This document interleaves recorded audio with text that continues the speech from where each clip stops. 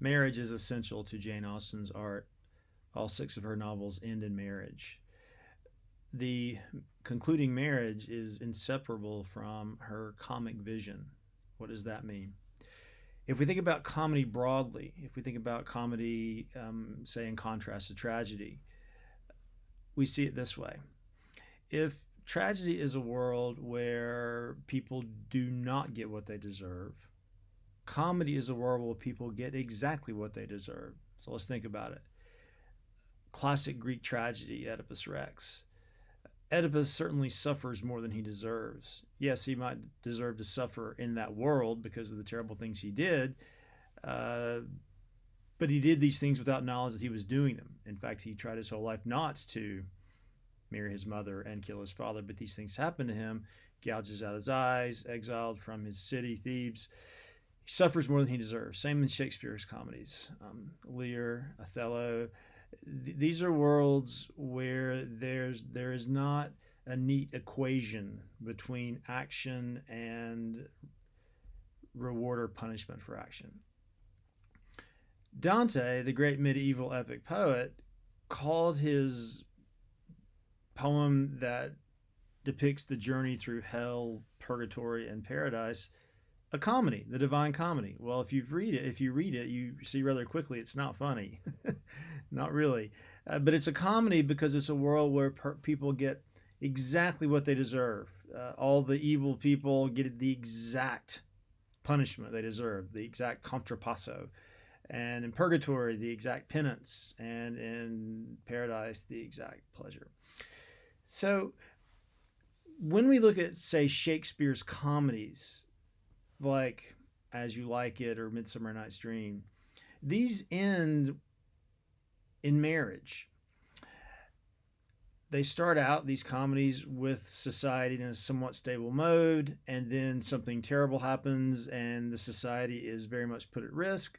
But by the end, society reasserts itself again, and this is signaled by a marriage of compatibility, where the two, um, the man and the woman, seem to deserve each other. They deserve the happiness they get. And those who try to block the happiness suffer, or they're left out of the wedding party. And we see this structure in our Hollywood rom-coms. It's essentially the same, where those who try to thwart love, those who are overly selfish, those who are overly silly, well, they don't get a place at the happy wedding table. Whereas our two young lovers, although they undergo all kinds of crises and separations and misunderstandings, ultimately reach a place of happy understanding, happy marriage. So Jane Austen, her comic vision is very much this. Her novels show us a world where basically people get what they deserve.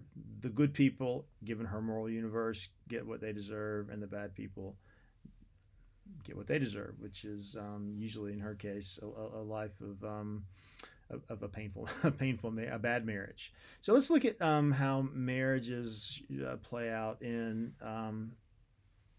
Jane Austen's Persuasion. We see three different motivations for getting, at least three different motivations for getting married in the novel. Some marry only for society. There's a sense that, well, I must marry someone who is of my same social class or who might be a bit above me so I can raise my social class. And we largely see this in the marriage between Mary and Charles Musgrove. It's not really a match of love at all. It's a match of, oh, let's put our houses together. In our social network, it makes sense for these two families, the Musgroves and the Elliots, to merge in this way. They're essentially of the same social class. Of course, it's a terrible marriage. They're utterly incompatible with one another. Mary is desperate for attention. She's a hypochondriac to get attention.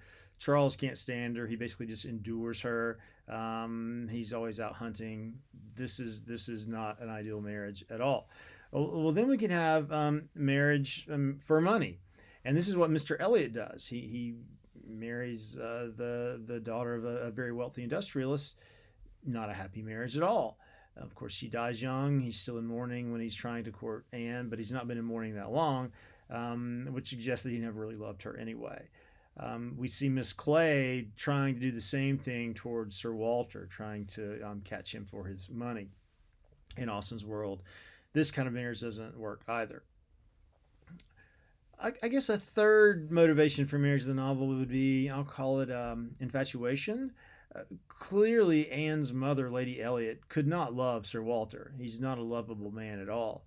But we can imagine that she was infatuated by him because he was handsome and probably was pleasant to be around in a superficial way. But there's no way that their marriage could have been a happy marriage because they were not intellectually equal. They lacked the same. They didn't have the same emotional maturity. I think Louisa Musgrove was headed toward this kind of marriage with Wentworth. The fact that she could transfer her affections from Wentworth to Benwick so quickly suggests that she was infatuated by him, by the figure he cut. He's a handsome man, military hero, so on. So these three motivations for marriage don't work in Austen's world, really in any world. What is the ideal marriage in Persuasion? The Crofts, Admiral Croft and his wife. What do they have that these other three marriages don't have? Well, they like each other. They like spending time with each other. They are in this. They share the same kind of social status. One wasn't necessarily richer than the other. They share the same economic status, we might say, as well. But more than anything, they have a marriage of compatibility. They're companions. They enjoy each other's company and they help each other. We learn that Admiral Croft is not very good at driving a gig. Miss Croft is, so he lets her.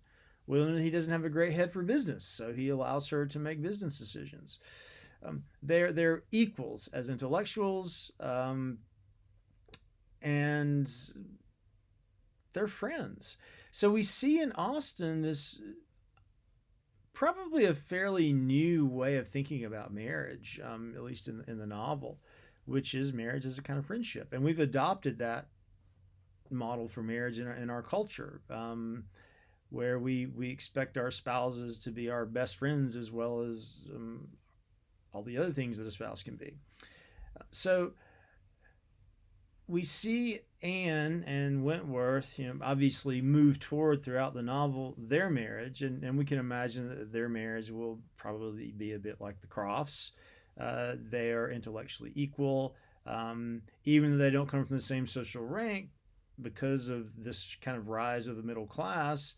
The rise of the professions, Wentworth has been able to make a lot of money for himself. So they're economically equal, we could say, if not socially equal, though Wentworth has gained quite a bit of social status because of his heroism in the war.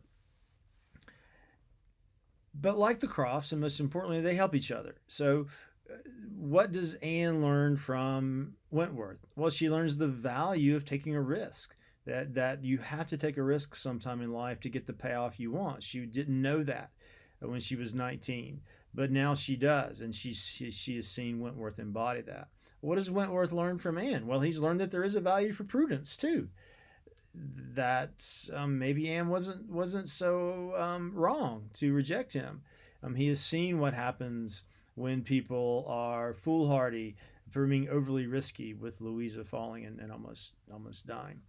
So they become companions and they get married. And unlike the earlier Austen novels, there's a sense that once the two, the man and the woman, get married, they will somehow live happily ever after.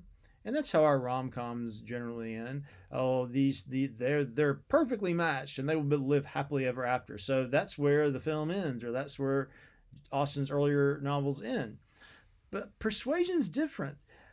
We get a vision of what Anne and Captain Wentworth's life might be like. And it could be a very dangerous life.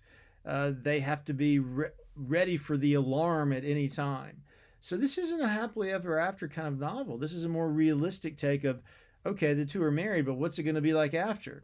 Well, if you're living on a ship, and if you're constantly facing the threat of war or even fighting a war, that can be pretty... that could really test a marriage, obviously. So I would say that this marriage plot is more realistic than Austen's earlier marriage plots, and it shows us a vision of comedy, which is a little more kind of hard headed, a little more attuned to how the world is. That even though we might have these beautiful moments where we get what we deserve, that doesn't last forever. You may have a glorious day where you feel like, God's in his heaven and all is right in the world, but then wars break out and terrible things happen and people suffer more than they deserve, and so on. So it's a comedy in its shape, but it's not a traditional comedy because of this open ended conclusion.